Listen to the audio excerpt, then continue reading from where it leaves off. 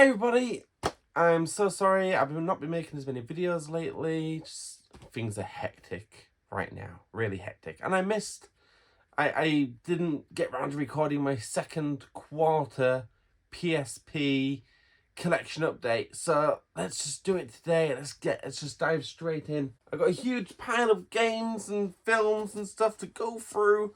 Some of these I actually got at the gaming market in Leeds ages ago. So let's dive straight in and see what goodies we have to add to the ever-growing collection, with the goal of having a full PSP collection, a full PAL PSP collection. And let's begin. So we're starting off with Final Fantasy. I've always wanted to play the older Final Fantasy games prior to because I also got Final Fantasy 2. So I'm actually playing Final Fantasy 2 on my PSP right now. It's an okay game. I wouldn't give it top marks. It's probably the worst, one of the worst JRPGs I've ever played in my life. But it's an interesting game to play Final Fantasy 2 because there's a lot of things in the game that you can sort of see where it went. You know, like chocobos, the way the stories develop, the way the characters are designed. Sid, all those things that we love about Final Fantasy actually started in Final Fantasy 2. I do wonder what Final Fantasy 1 is like. This is a relatively short game, of both are, but it's such a difficult game to play because it's a bit boring, really. The next one, keeping it RPG, Tales of Eternia. Now, Tales of Eternia is actually one of my most favourite RPGs of all time. My brother got me this for Christmas. Absolutely love it. And it's got one of these swanky transparent UMD cases as well. Likely because the previous casing it was in was damaged. But I do like this transparent casing. It's very pretty, isn't it? Although there is a bit of a discussion online. Some people actually say the games came packed like this, whereas I was under the impression all PSP games came packed in this casing. So I'm not really sure. If you know, please let me know in the comments, because that'd be rather interesting and a bit of a interesting PSP history that I wasn't aware of. Moving on next, we got MotorStorm Arctic Edge. I actually already own this, the original version, so now I've got it in platinum. I actually got this from a mystery bag from our good pal on YouTube.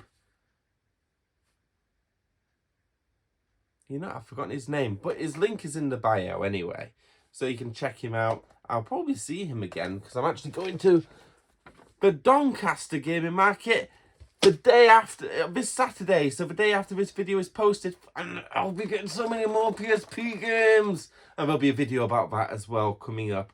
So yeah, it's good that I've got both versions of this game, but I think there's a third version of MotorStorm. I think there is actually an Essentials version of the game, but I'm not 100% certain. Let me just put this back in the shelf. Hakuna Matata. So we've also got a couple of films. We've got Suspect Zero, Donnie Darko. Donnie Darko's such a good film. And the, what's his name? Jake Gyllenhaal, he's gone from strength to strength lately. He's in everything. And right now he's actually in a running to play the next Batman in James Gunn's Batman film. It's sealed, so I feel a bit bad about opening it.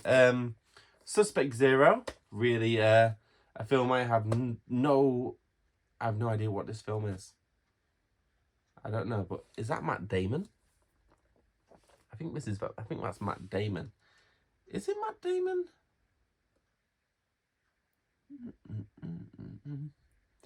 Matt Damon. I don't think it is Matt Damon. I think it's that guy who played Harvey Dent in The Dark Knight. Kind of looks like him. And obviously, we've got Reservoir Dogs, and everyone loves Mr. Pink. Keeping it UMD video, we also have Resident Evil Degeneration. The animated film is a lot of mixed opinions on who likes this film or not. I enjoyed it. I watched it. I watched it on Netflix a while back, and I didn't think it was that bad. I remember thinking it needed something else. It felt a bit empty in places, but it's by no means a bad film. I also got a. Remember what I said earlier? I want a PAL collection, so I accidentally picked up a United States copy of Ultimate Ghosts and Goblins. I always get Ghosts and anyway. Of Ghosts and Goblins. So I'm gonna trade this possibly with a PSP collector on Twitter, because he actually recently picked up a PAL version. So we'll do a like for like swap. Now this next one was actually really interesting. This is Family Guy. Family Guy, what season? Seasons 1 and 2, Volume 1. So I don't know what that means. Seasons 1 and 2, Volume 1. So wouldn't it just be Season 1? I don't know. But I really like how it's packed inside. Let me just look at that. It's all snug and safe. Absolutely beautiful. And once more, I love that this is it's in cardboard. And I'm very big on the environment. I don't like it when special editions are like wrapped in plastic and stuff. Which is why I typically buy steel books, really, lately. Yeah, this is a really nice one. I do love Family Guy. Have you heard Family Guy is possibly getting cancelled? So I bet I was lucky to pick this up. I think I paid £2 for this at a video game fair. And items like this are going to be very rare in the future. Now, this next one is very special. This is actually the game I actually went looking for at the video game fair. Tactics Ogre. Now, you know me. I buy collection. I'm collecting a playable collection of PSP games. So I want to be able to play it. But the issue I have here is that it's sealed. The dude never actually played it. That's a bit... It's a bit annoying. You know, like, I paid about £15 for this, which is a really good deal. But I like, oh my goodness. I wanted it open, so now I have to buy a second copy because I feel bad about opening this, because the person who I bought it off, is that it for donkeys. He bought it brand new in the shops when it first came out. Never opened it. And I just don't have the heart. And, oh, look at this. Look at this. It also comes inside. There's a really cute... Look at this. A really, really cute soundtrack. I'm not even sure if this will work on my CD player. It's so small. We'll see if it'll focus. There's only 6 tracks on the soundtrack on this little CD. It's so cute. So bleeding cute. And obviously we've also got the, you know, a really nice little art book here as well. So I'm really excited to play that, but I'm going to have to buy it again because I don't have the heart to open it. Sonic Rivals was one of the first reviews for the PSP I posted on this site. And I also got a sequel. A sequel. I don't think Sonic Rivals was that great, but it's definitely worth playing it again. So, this one is actually going to be extremely rare. FIFA 14, the last FIFA game to be released on the PSP. Now, the issue is, now, PAL isn't actually a term that's really used anymore, especially for the PSP. So, whilst it's technically the region I'm looking for, it's not in English. It's in another language. So, I'm going to have to buy this again in English. I'm not sure if I want to count it in my main collection or not. This next one is a really interesting one. It's the PlayStation Network Collection Power Pack. And it's got Beats, Flow, and Siphon Filter Combat Ops randomly there as well. I think we'll have some more on Siphon Filter later on. I say it a bit weird, don't I? Siphon Filter. I am a crazy dude. Obviously, we've got Harry Potter, and it's sealed. And I think the UMD is loose in it. You know what? Let's open it. Let's open it. Let's open it and see. Let's take the tab. And, oh, it's going to feel so good. I'm going to do it close up. Ready? Oh, yeah.